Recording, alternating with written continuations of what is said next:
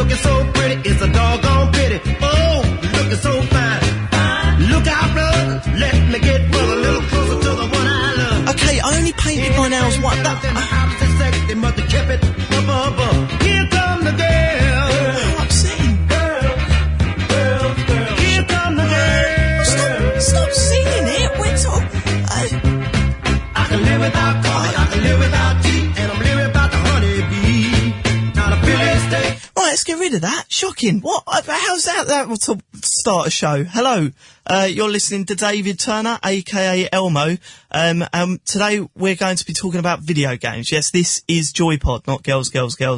I'm trying to sound more masculine now. After that, we've got a cracking show ahead of us. Hopefully Michael will be back. I'm still waiting for his Skype call. If that ever happens, that will be great. And we should be having John Davison of Play Radio UK coming on the line with us. I mean, that is of what they play.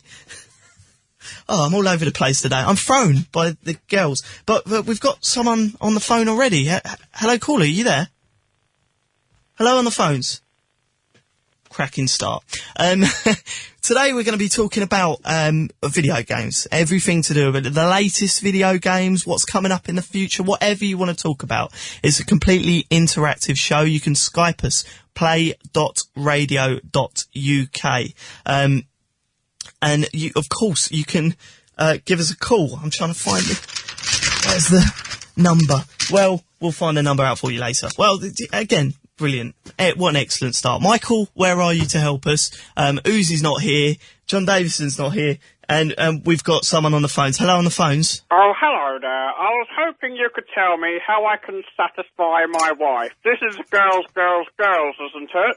What I would suggest is giving them a game of, I don't know, FIFA. Well, that's not the answer I was expecting. Well done. You're too good for me. Well, any time, give us a call again, that's fine. We've got a call on the Skype already. Hello, are you there? Hi. Hello. Hi. Who's this on the Skype, David? Yeah. Oh, what can I do for you?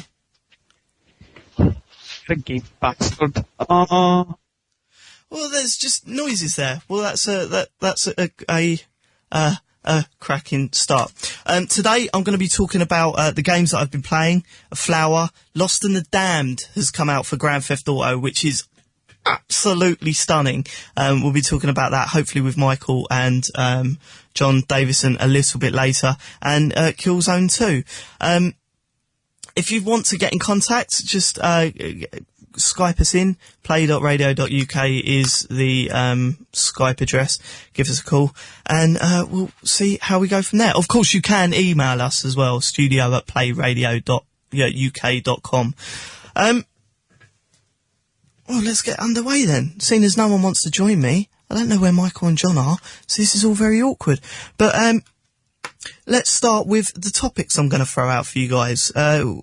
First topic of the day is if you could play a game, any game with no prior knowledge. So, you know, you're in a time machine.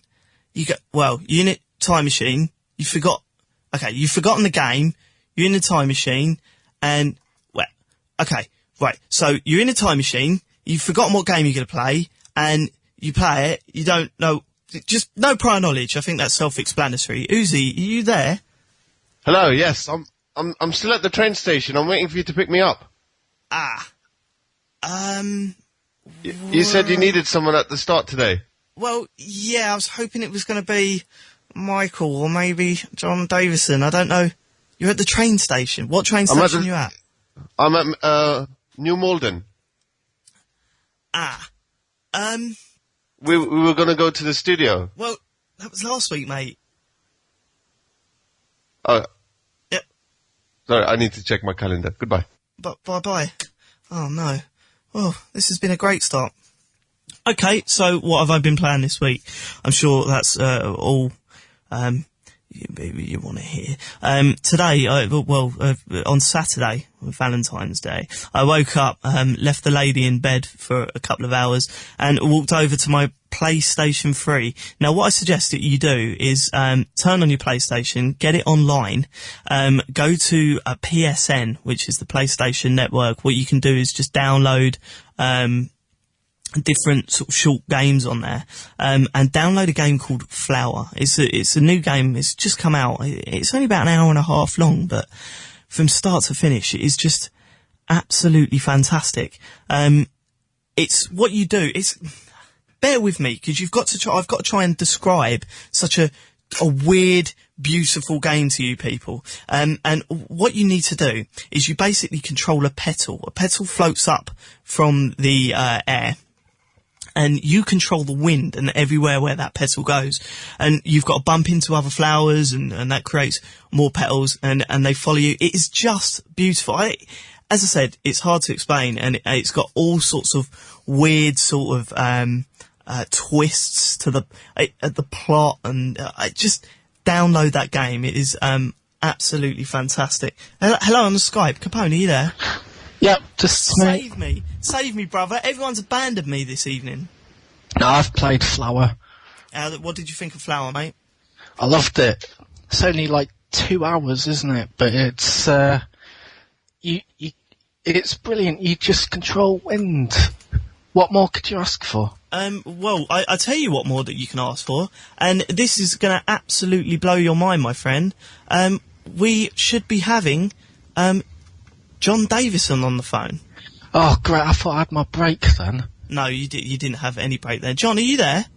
I am. Thank you so much for joining us. It's 10 past, and my co-host has completely abandoned me this evening, so it's great to have someone with me on the line. How are you doing today? You all right?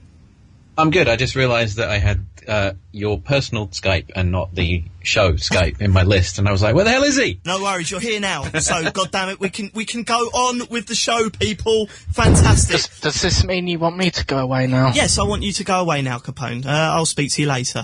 Fantastic. Let's get rid of him. Hello, John. How's it going, mate? Thanks for joining us. Good. Oh, my pleasure. How you doing? Not too bad. It's just a little bit panicked at the start of the show today. We've only got an hour, and 10 minutes have been eaten up by Michael not turning up. But you know, I'm kind of used to that. And then me potentially not showing up. Well, you were phoning. Who would have picked up probably my lady at home? You would have. I don't know what you'd have spoken to her about. But you just joined us as we were talking. Well, we got familiar. Anyway, I should introduce you properly. Everybody, this is John. John, this is everybody. I was here. I was all alone. Just it's scarily talking into nothing. John is from a website called What They Play. Do you want to explain what They Play is about? Sure, and do you want me to kind of talk about kind of what I used to do as well? Because I think a lot of people know that better. Yeah, we'll come on to that, but I'm more interested in What They Play at the moment, because I just think it's a brilliant idea, to be honest. So, we launched it at the end of 2007 as kind of a response to how big the Wii and Rock Band and Guitar Hero was playing, because we were seeing that there were a lot more people that weren't like hardcore gamers that were going out and buying games and asking questions. Then that was the group that was really growing. So What They Play is. Well, we started out, we were branding it the Parent's Guide to Video Games, and we're sort of broadening that to more kind of the Family Guide to Video Games. Yeah. So it's sort of a website for all the people that aren't 18 to 25-year-old guys about video games. So it doesn't really review stuff. It's more about explaining what the games are and what the content is, and putting some insight into the ratings, and just kind of trying to help families not view game things scary. Yeah, not rely on people like Fox News to tell them what to play. And I've got to say, exactly, it does. We do need sort of someone to stand up and back us up, because all parents seem to be hearing at the moment, especially over here, is the sort of negative, guns or bad, and what they don't understand is that personally, as a gamer, I want to see a correct certificate system in place, and they've got no one to go and actually give them sort of impartial, proper advice. So that's why I was so interested in What They Play and what you guys are doing. So what's the actual web address? It's whattheyplay.com. So if All one way. if you listen, you're starting to be, or you want to find out about video games and not be force-fed lies from certain news companies, definitely go there, check it out, and get all the information that you need. But also, obviously, you're well known for your stuff on 1UP. Yeah, so I was, when I left the UK 11 years ago, I used to be the publisher of PC Zone back in the old days, and a bunch of other mags before that, and I moved over to the States to run Electronic Gaming Monthly, which you used to be able to pick up in like HMV and Virgin in the UK, but it probably wasn't that big of a deal back there. But it was, at the time, it was like the biggest games mag in the States, and I stayed with that company for about 10 years and ran the 1UP network, which is 1UP and Game Videos and My Cheats, and there's a bunch of other websites associated with it. And then what a lot of people know is the 1UP show and 1UP Yours, the podcast, which was kind of the biggest noise that we made in the gaming space. We were, one of the first gaming podcasts that was, a bunch of guys sitting around talking crap about games, and people seemed to like that. It was entirely by accident that we stumbled upon that format, but it really helped kind of build some personality, and it was another thing that didn't rely on review scores, and it was just guys talking about video games, which people seem to respond to better than pretty much any other way of doing criticism or anything. It was just people seem to really relate to it. Well, it's a shame that you're referring to it in the past, but 1UP has sort of moved on, and a lot of people have seen that as a bad thing, but I think yourself, Garnet Lee, and the other guys there have really sort of done yourself proud with what are you calling it now? Is it actually going to be called what's the name? there was a move to call it 4 Guys 1UP. Now that is what I like, but what did Garnet want to call it? It's sort of temporarily called Listen Up right now. We wanted to make a break from the 1UP Yours now, because it was like there was a huge change at 1UP. A lot of people laid off. There was a sort of changing of the guard in how it was managed, and it was like, well, let's make a clean break. So we did the final 1UP Yours, which was the original lineup of people that did the show, and then it's like, now let's move on. Because there was 1UP was.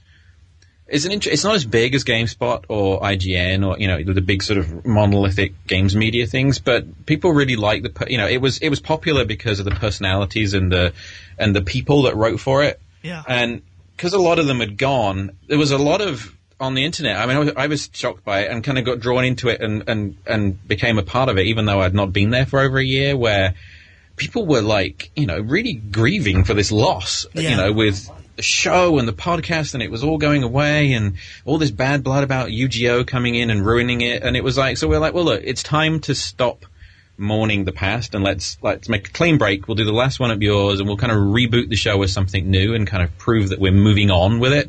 So the new show, it's basically the same idea. It's Garnet and myself and David Ellis, and then we're kind of rotating in a 4th person every week just to kind of see. That's kind of what we did early on with 1UP Yours as well, to be honest. And then when Luke left, we did the same thing, where you just bring different voices in to see what people respond to. And the beauty of it is, it really is dictated by the people that listen to it. When they respond favorably or negatively, that really affects how we plot the show moving forward. Yeah, we've found that a lot with our own, because before we were on Play, we've only recently moved here.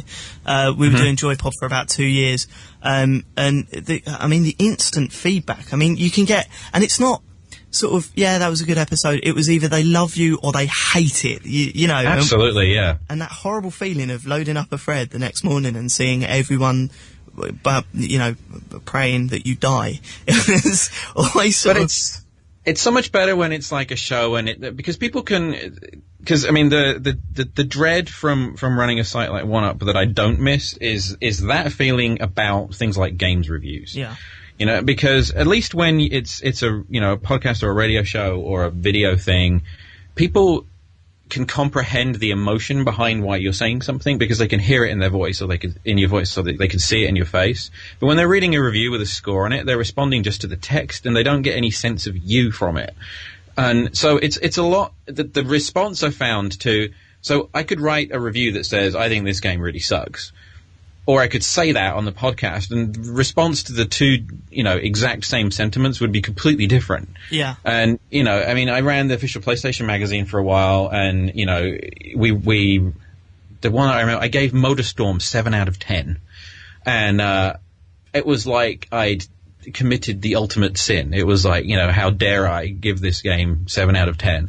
But then I went on the podcast and I talked about it, and people's reaction was completely different. And it was all just because, if people understand you, then they're much more forgiving of that kind of stuff. So I don't miss the writing of reviews with numbers on them.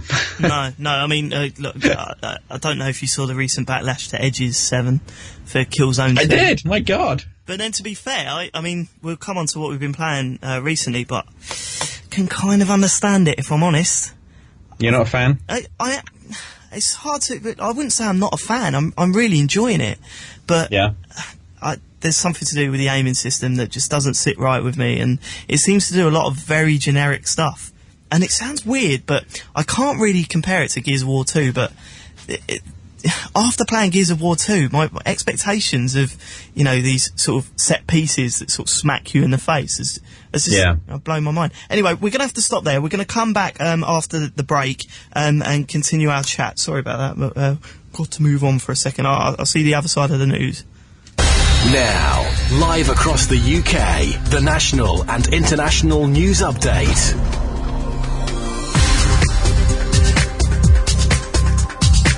BP is suspending the use of some of its Super Puma helicopters after one carrying its workers crashed in the North Sea. It plunged into the water near an oil rig east of Aberdeen last night.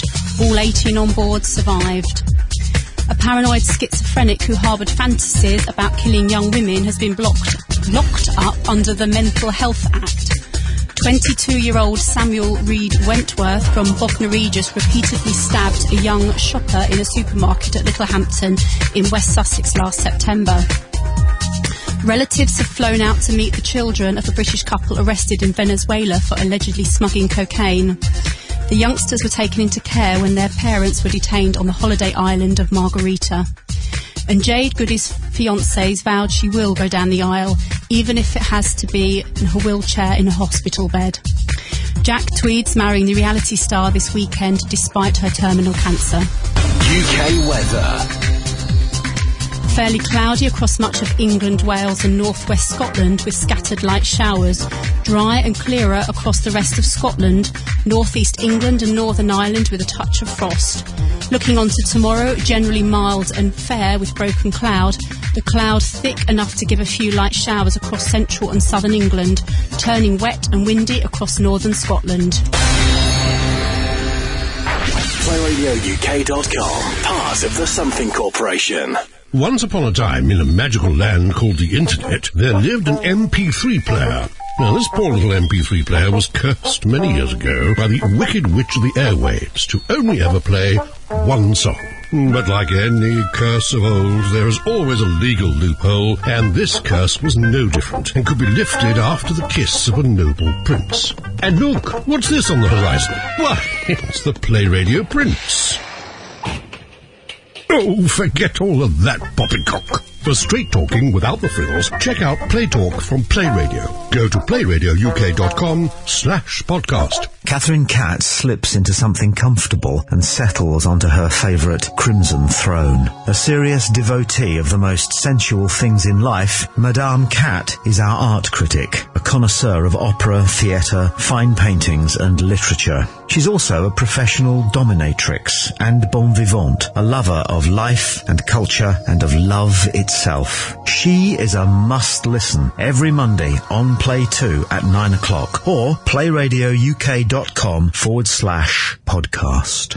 Hi, I'm Paul Anthony. Get your weekend launched at 4 on Fridays on Play 2 UK. We've got the warm-up to the weekend. I can promise nothing but party favourites for 3 hours. Tracks like this. And what about this? It's the warm-up to the weekend with Paul Anthony, 4 till 7 Fridays on Play 2 UK. Kickstarting your gateway to fun. Well, I do apologise for that frantic start to the show, but we're back on course now, and we have John Davison of What They Play on the line, and One Up, of course. John, you still there? I am still here. Still surviving through the mess that was the first 20 minutes. I was enjoying your advertisements too. Oh, are you going to check out the Dominatrix show? The Professional Dominatrix show, yeah, how about that? You have to subscribe to that one, man. Anyway, so what have you been playing this week? That's what I want to know. I downloaded the Burnout Party add-on over the weekend, and I really got into. I'm a huge Burnout fan, as I tend to talk about at every available opportunity.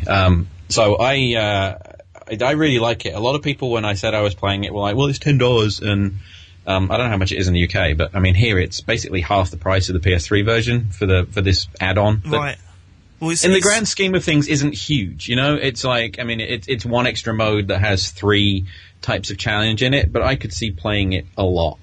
I think there's that stigma with downloadable games, like and add-ons and stuff, where you're not getting anything actually physically sent to you. So you think if it's above £10 or £5, you think, well, what am I paying for? And I think that'll go after a couple of years. I mean, you just got to look at the Lost and the Damned. Actually, do we know any download figures for that? Not yet, no. I mean, it seems to be going crazy. I mean, like over here, Amazon is selling these like cards with a code on it, and they're selling like crazy as well. Really, that's quite an interesting way of doing it, actually, because then, it removes that sort of stigma. As look, I think there is sort of a barrier there, stopping people from going out and downloading something and paying over £5 for it. And I don't know, maybe that's just me, and I honestly think that will go within time. I think the iPhone's definitely helping. I think people are getting, but that's when it's only, a small amount of money, but it is easier to buy little games on the iPhone the way you buy songs, and I think it's going to get easier to get used to that idea with games. But yeah, there is always that worry that, well, what happens when I don't want this console anymore? That, what happens? My access to all these games go away, right? There's nothing physical. Yeah. Well, I noticed on your Twitter that you've been playing Flower. How did you find that? I really liked it, and because we have a podcast for What They Play that we put out every Tuesday, and I had attempted to sort of try and compare it to other kinds of entertainment, and I was trying to say that Flower is sort of to video games what Radiohead became to indie rock. And it was sort of maybe a failed analogy, but it's sort of like, the way Radiohead kind of stopped using rock and roll conventions and just sort of got very arty and experimental, and I think people that had gotten bored of rock music really appreciated that, but other people didn't. Yeah. I think Flower is kind of the same thing to video games, where it's like, if you are a gamer and you're kind of bored of the usual conventions, then Flower is the most refreshing, fantastic, beautiful thing ever. But to people that aren't that experienced with video games, they pick up Flower and just have this sort of like slightly confused look on their face. Yeah. I gave it to my wife, who's not a big gamer, and thought it looked really pretty when she was watching me play it, and I handed it to her, and she played it for about 2 minutes, and she was like, yeah, I don't get it. Well, my girlfriend thought I was a homosexual gentleman when I was playing it. Bless her. Which maybe I am. Are those petals? Yeah, exactly. She nearly slapped me in the head. But I was taken by it. I really was. I mean, it took about an hour and a half to complete it. I done it, like early in the morning. I was still in a daze from the night before type thing, and sort of loaded it up. And to explain the sort of, to understand what sort of gamer I am, I was playing Killzone 2 while it was downloading. And then to go from that to Flower, and it's a big difference. It blew my mind. But I was sat there, and a lot of people have said this. I don't know if you are you aware of RLLM UK, the forum? No, I'm not. Well, it's you might want to check it out. It's sort of the biggest independent gaming forum in Britain. It's been mentioned on GFW a couple of times in regards to how they took Braid, how they saw. And the general sort of feeling people were getting after playing that game on that particular forum was just open-mouthed. Didn't really know what to think about it, especially with that last level, the way it just comes in. I don't want to spoil it, obviously, but when that last level just comes in and it sort of adds new things and you're in this sort of city, it's just absolutely beautiful. So I just hope that kind of does well, but in the same respect, I hope it doesn't, because I can see them trying to force out a sequel for that, and I that would personally sort of destroy my experience of the game, I think, unless they right. do It just something. needs to exist on its own, doesn't it? It needs to be just this one thing that we all appreciate, and and hopefully it will inspire other people to be a little bit more experimental with. Because what I love as a gamer about it is that it treats me with respect. Yeah. It says we get that you understand how games work, so here is just something to go play in and work it out for yourself. And I love that it does that. And I think for a certain kind of gamer, that's exactly what we need. But there's, a different type of gamer that's becoming more and more dominant because of the Wii that really needs a little more hand-holding. And Flower is really not the game for them. Yeah, but then that's fine. I mean, you don't have to... I don't think that you have to sort of create a game and then sort of try and get everyone to play it. I mean, there should be specific audiences within the Definitely, game industry. And that's what I worry about the Wii, is that they're trying... just a little bit too hard to sort of incorporate everyone, and well, it's working, so I can't slag it off too much, but I just don't want it to be the death of this sort of thing, and I'm kind of glad that Sony pushed this one through. But it was interesting hearing you say that you thought it should really be coming out for the Wii. What made you say that?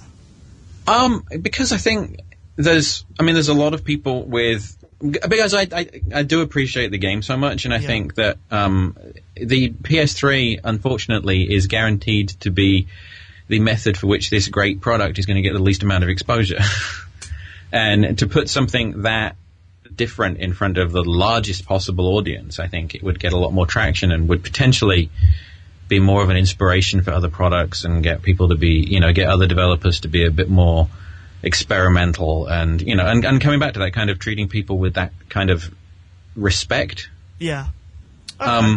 If it I mean, on the Wii, obviously, I don't think it would look as nice. No, that was my big sort of that's the problem. I mean, for me, most of the experience was watching the wind push the pedal through the grass, and how would they do that on the Wii and have the same sort of effect. But I suppose it felt very similar to when I first played Nights into Dreams, to be honest. That whole sort of... it's hard to explain this game, it really is. I've tried my best. It also reminded me a lot of some a really, really old Peter Molyneux game. Do you remember Magic Carpet? I do remember Magic Carpet, yeah. I mean, obviously, but I mean, at the time it was stunning for what it was doing, and you were sort of affecting the environment and just... But there was a lot of fun in that game of just... like moving over the environment and just looking at how beautiful it was. There were a few like that. There was another game. Remember Virus, which I think came out on the Archimedes first? No, that was way before my time. Okay, so it evokes a bunch of games from the past where what you kind of want to do to start with is just cruise around and just appreciate the environment, which I don't think a lot of games really inspire that. I think it's really nice that in this, it's just something very soothing about just kind of moving through the grass, and when the lighting gets really cool later on and the flowers glowing, that nighttime level. That was the level where I kind of thought, yeah, I am enjoying this. This is, at first I was a little bit cautious and thinking, is this trying to be a little bit too artsy? But then the moment I got into that level, I was like, wow, this is pretty. This is something special. It reminded me of Rez in more than a few ways, and that's another reason why I wanted to just stay as this one single experience, but in the same way inspire. I don't want to say similar games, but there's a similar approach to a game. Yeah. Anyway, I don't want to take up all your time because I know that there's a bunch of people out there that want to talk to you. I've got a few questions myself, so if you don't mind staying with us, we're going to take a few calls. If you want to give us a call, we're on 01243 55 60 60. You can Skype us in play.radio.uk, although we'd prefer your calls because it's a lot less mucking about. And you can email us, studio@playradiouk.com. And we might as well just jump straight into it. We've got someone on the line. Hello, on the phones. Are you there? Good evening. Hello, who am I speaking to? You're speaking to Hendo. Hello, Hendo. How's it going, mate? You all right? Not too bad. How you doing? Yeah, not too bad. I'm talking to John Davison. Oh, come in. What can we do for you? Well, I was wondering what you're all thinking of if Criterion have undone all their good work with the pricing of the cars. I don't know if you heard what the price of the cars is. What are the price of the cars? Well, it's 600 points for the whole pack. Yeah. But the problem is they've jacked up the price on the DeLorean more than the others. But does the DeLorean come in with a full pack? No, you can buy them individually. Right. And they've So just...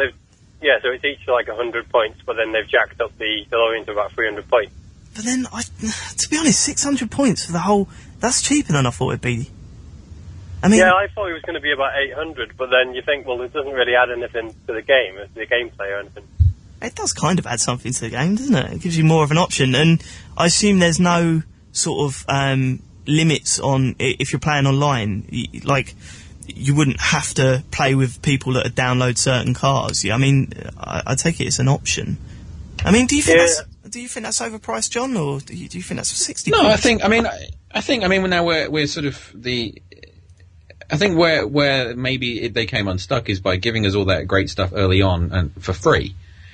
And now it's sort of shifted to and I think early on there were hints that that a lot of the extra because they went through that spate at the end of last year where every week they had an announcement about new stuff they were adding, and early on I think there were a lot of assumptions that all of this stuff will continue to be free. We're just going to keep making this game bigger and bigger and better for you. And then the party pack was a game changer, so I think people were like, well, okay, I'll pay for that. Yeah. And now we're back to essentially. It's the same kind of idea as when the bikes were added, but we got the bikes for nothing. But now we're getting these other cars and we're paying for them. So I mean, I don't think it's out of order. I mean, I was kind of surprised they didn't charge for everything from the beginning, to be honest. Yeah, I mean, they have done so much for us, and I was always under the impression that only the first update was allowed to be free, and then you have to start charging after that. How did do you know how Criterion got around that? Because, I mean, they've had, 2 free updates, and they've all been free. Yeah, I have no idea. I mean, I think they're more aggressive than a lot of other developers about expanding on a game and using it as a platform. And, I think it would appear that there's more and more stuff that we don't know about coming as well. I mean, there's like all these rumors about this whole other new area of land that's coming at some point later this year. Yeah, I don't know how much truth there is to that, but... I can't wait. Yeah, I'm looking forward to it. So, Hendo, do you believe yourself that this is overpriced, or are you just going by the sort of feedback on forums and that? Well, no, I got it when it came out, like you all did, and I've loved it for the whole year. Yeah. And I knew that it was going to be priced, and like you, I thought it was probably going to be at 800. But it was more the principle of the fact that they went, well, that one's going to be the most popular one, so we'll jack it up over the others. It's more of a principle thing for me, I think. Yeah, I suppose so. I mean... But then you can understand it in a way. I mean, they could have charged for the bikes. I mean, that's a whole separate thing, isn't it? I was surprised they didn't charge for the bikes, to be honest. Because that again is, like John said, that's a game changer. But then maybe we should just appreciate things a little bit more. I think there's such, cynicism when it comes to gamers. Like, such an anger towards the companies that are bringing you these fantastic games. And Criterion have done more than that. They've bought you this game, and they've bought all this brilliant free content, and we're complaining about, alright, I understand your point, I'm not poo-pooing that, a car's a car, the more popular one shouldn't be charged at a higher rate, but I don't know, maybe we should all just chill out a little bit. I think it's entirely possible that there's more to the download of the DeLorean as well, because it flies, kinda, not very high, but I would imagine that more than just a reskin of the basic model. I've got to think that there's some additional physics code in there as well for it to fold up its wheels and hover the way it does. So it's entirely possible there's a lot going on with that particular thing that we just don't know about. Oh, that's a good point. Well, I hope that helps, Hendo. Sorry, I honestly didn't know that news. I don't know how long that's been about, but I haven't been able to check too many threads and stuff today. But thanks for calling anyway. Cheers. Carry on listening, cheers. See, that is interesting. I think gamers need to just calm down a little bit, and maybe I'm generalising, but this internet culture of reacting to everything in such a exaggerated way, I think can really damage something like all of the hard work Criterion's done. It's, I don't know, I just find it interesting, the whole internet mob mentality. Sorry, John, I can't actually hear you. I can see that you're talking on the Skype, but there's, for some reason, we're not actually hearing what you're saying. Bear with us. We're having a little technical difficulty. John, are you there? No, he's gone. Oh, that is extremely bad news. Our special guest has gone. John, are you still with us? Oh, how unfortunate. Well, if you want to give me a call and, maybe we can,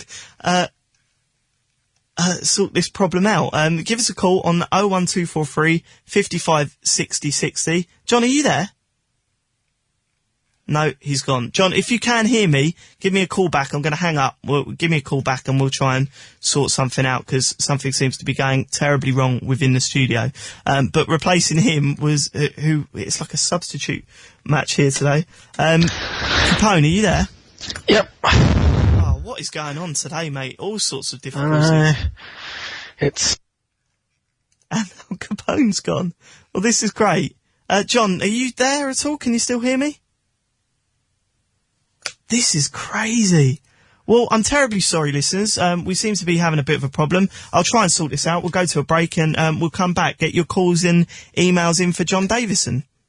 PlayRadioUK.com, part of the Something Corporation. The Isle of Wight Jazz Festival is back. From the 17th to the 19th of April, Eastdean hosts this legendary event in beautiful surroundings, providing the perfect atmosphere to accompany this musical cornerstone. Don't miss the Sunday night finale featuring Ray Gelato and the Giants with special guest Claire Martin. Play jazz and the Isle of Wight Jazz Festival, the perfect partnership. For more information or to book a ticket, then go to iowjazzfestival.co.uk or call 01983 856 200. Play jazz and the Isle of Wight Jazz Festival, the perfect partnership. Play 2 UK. Just great music. Well, I think we have sorted everything out. John Davison, are you there? I am. Can you hear me now? That's a voice! Thank God. Yay. I'm terribly sorry about that. There seems to be That's okay. what they call gremlins in the Skype. It's all seems to be going wrong. So we're going to hopefully do another conference call and get Adam on the phone. Adam, are you there?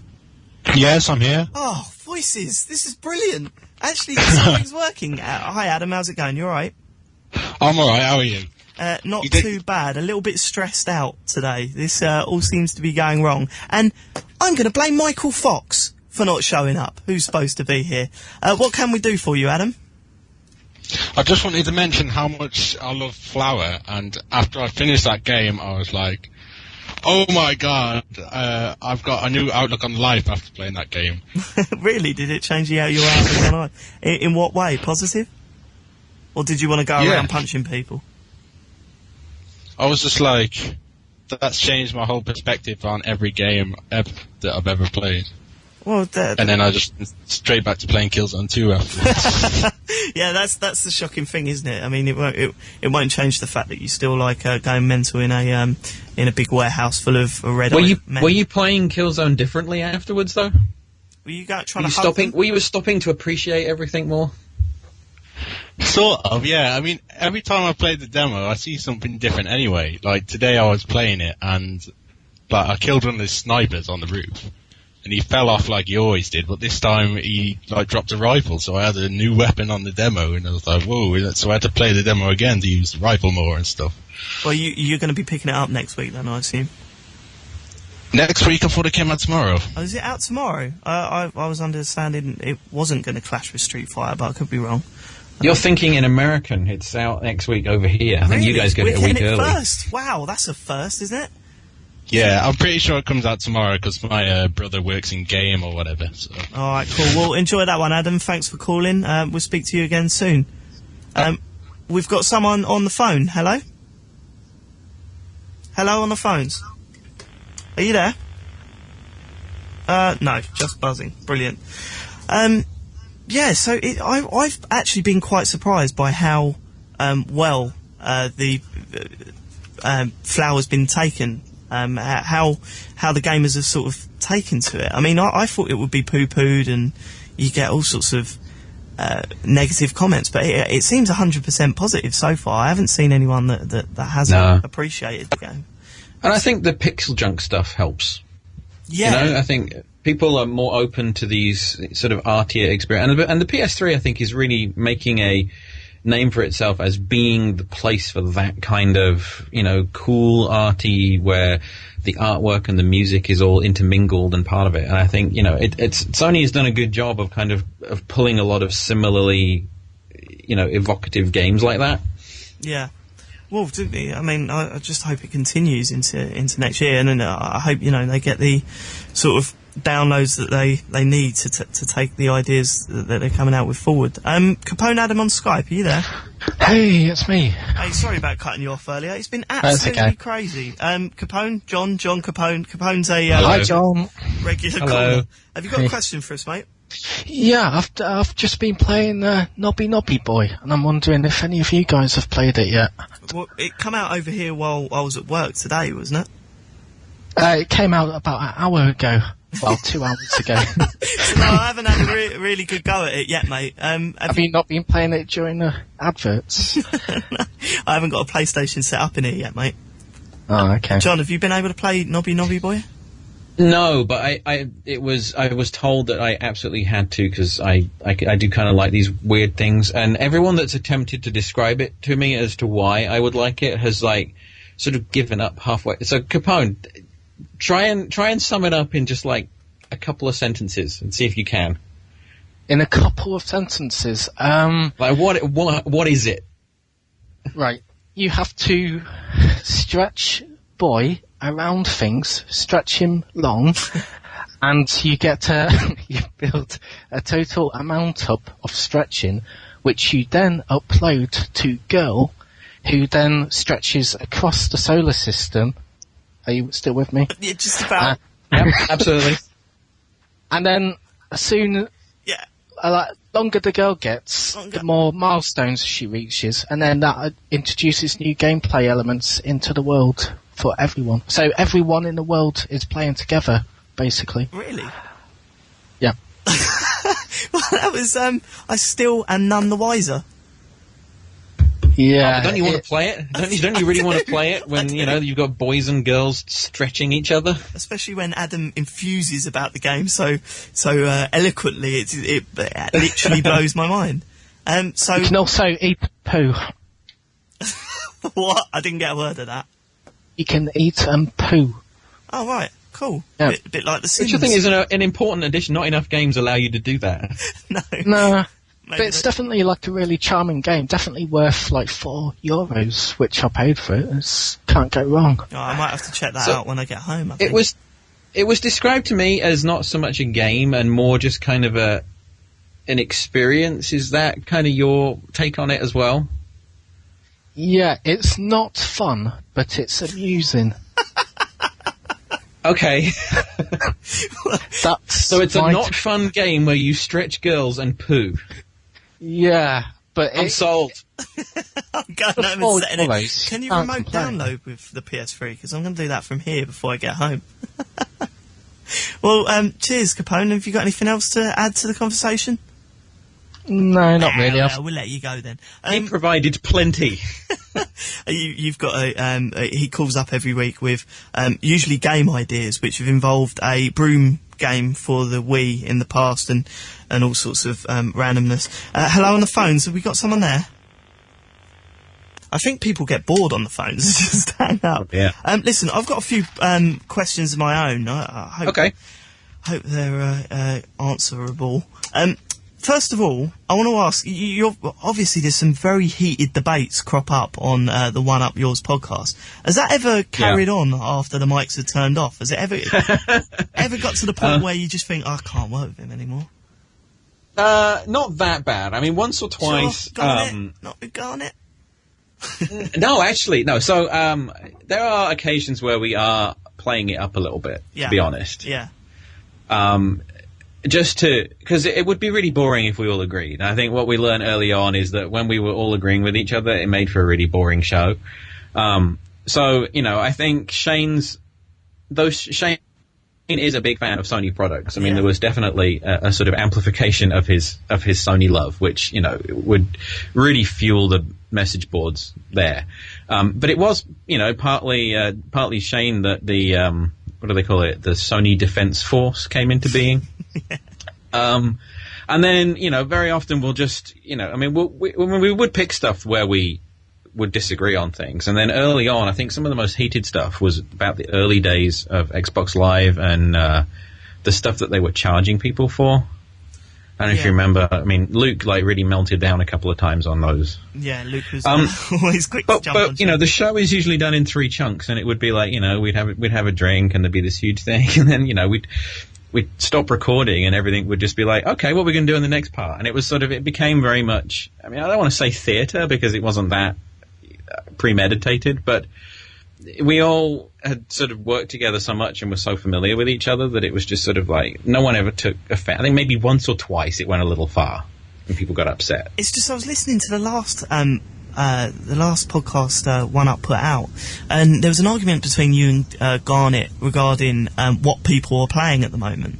And I know you're very passionate about that because you know about that specific subject. I mean, you need to for your website.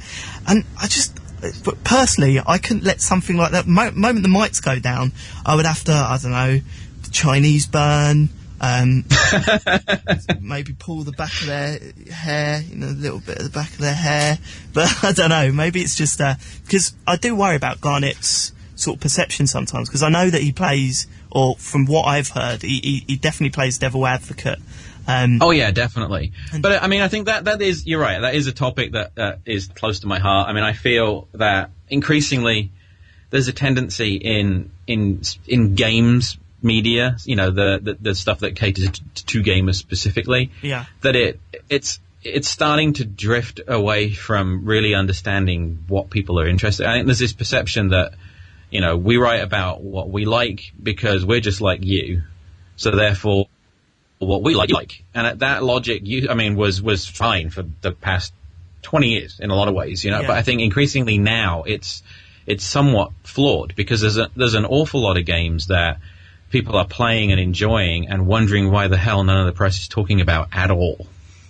Yeah. I mean, I definitely sided with you on that one. I just, I don't know. Sometimes I get, especially with, I do the show with a guy called Michael, and he's an idiot. So a lot of times we decide not to talk in the week because I know the moment that we stop finishing we stop recording the podcast, that the arguments will go on until about 3 a.m, and we just have to walk away from it. But I think a lot of people just forget the fact that you work with these guys, or you used to work with these guys, for such a long time that you just get that sort of banter coming through. The only other question I really wanted to ask you is you've looked at gaming from both sides of the pond, and what are American gamers' view of British gamers? Because over here we have this terribly stereotypical view that Americans are going to come on into our earpiece on Xbox Live and call us all sorts of names under the sun and ask if friendly fire's on 14 times. But what do American gamers think of British gamers? Do they just think we're what do they think? My initial response to that is that they probably don't, because which is more an insight into them than to you. Because I think there's this perception that it used to be like this when I lived over there, and that was a long time ago. But a sort of somewhat uncultured view of American gamers that they just don't get some of the stuff, which I think in a lot of cases is correct. Which going back to Flower, I was kind of shocked that so many people took to it, because I think it would have been very easy for a lot of people to just go, "Who the hell is that?" So I think in large part there's a tendency to not really think about people from other places. I mean, like you mentioned the last week's One Up podcast.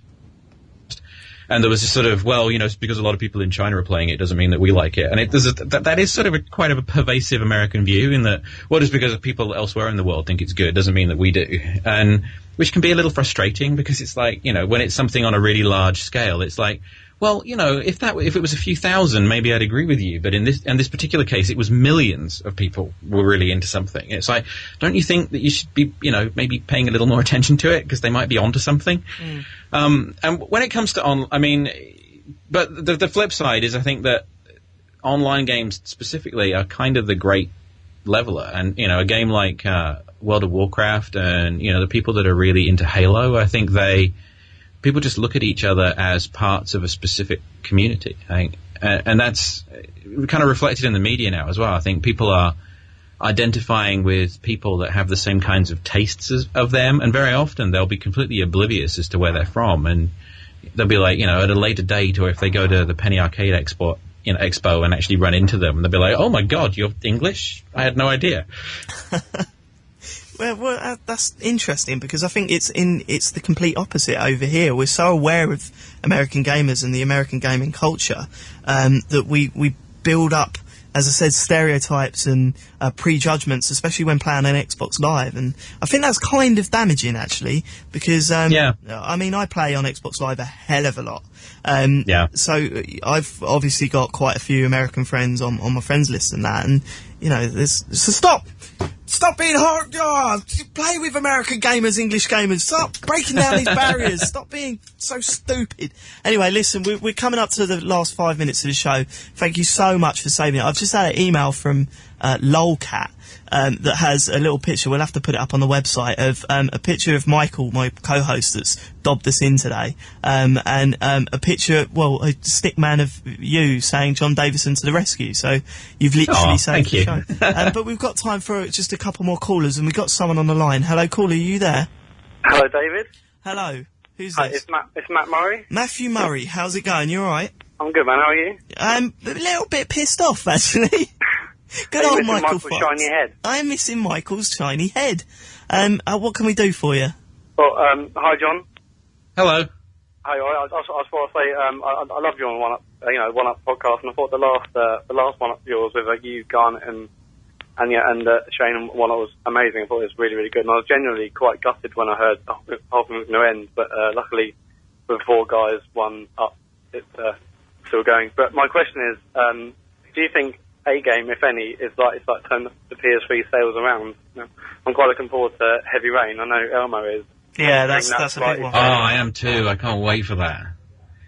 I don't know if there's going to be one. I mean, they've already sold a lot of Killzones by the sounds of it. I mean, the pre-orders are over 1 million on that. So, but I think they still seem to be churning within the people that own PS. I mean, they need the game that's going to sell PlayStations. And honestly, I know it's sort of. I feel like it's kind of a cop-out answer, but they really need to drop the price before there's really going to be the game that moves systems. I think if there was over here, if there was a PS3 that was $299 instead of $399, they'd sell a lot more copies of Killzone, and I think that the excitement for a game like Heavy Rain, which I just think looks like, I think this year so far, that's the game I'm looking forward to playing the most. What's the marketing like for the PS3 in America? Because over here it's absolutely shit. It's weird because we kind of look at the UK marketing somewhat enviously sometimes because it's a little more experimental. But I think Sony's problem has been that it keeps trying to market the PS3 to what it thinks are cool people and no one else, and it can come off as quite exclusionary. But I find that surprising, because over here we're getting nothing, and I personally think the biggest problem with Sony over here, and I know it's doing a lot better over here than it is over there.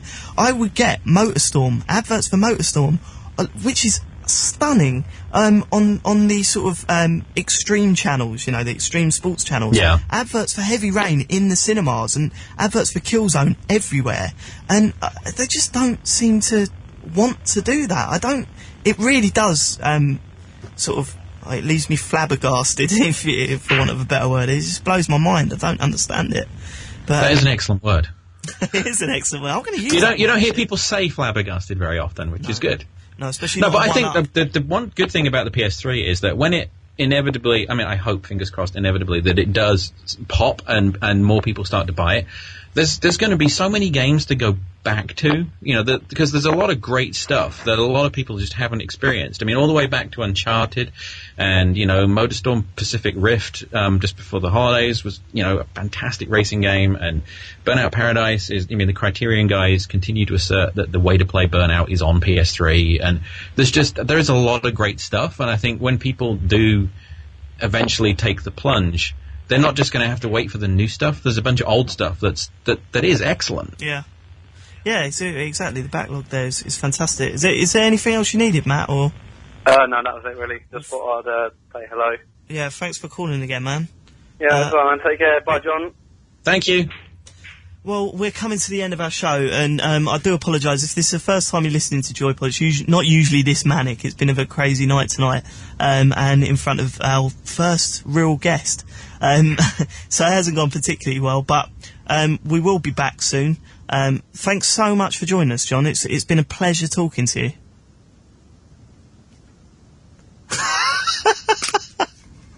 Hasn't that just worked out fantastic, John? Are you there?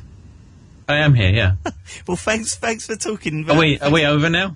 Well, kind of, yeah. We've got a minute, but is there anything? Where can people find you in the future? So, whattheyplay.com is the site. If they want to follow me on Twitter, my Twitter name is JWH Davison. That's Davison. They're probably the two best ways. I tend to just spout endless drivel on Twitter to What They Play as well. And then we have the podcast on iTunes out every Tuesday. Cool. And if you want to find out more about us, if you go to thisisjoypod.com, you can get our backlog there. We've only done a few shows here at playradiouk.com, but you can catch us on that website as well. Also, we want you to go to the forums at the top and leave little comments and chats about us. But as I say, thanks very much for joining us, John. Hopefully we'll get you back on sometime in the future for more of a relaxed show and not such a... we're going to try and push for more time. An hour just doesn't seem to be enough. But thanks for joining us. Okay. Bye. And thanks for listening. We'll be back as soon as possible. And next up is Girls, Girls, Girls.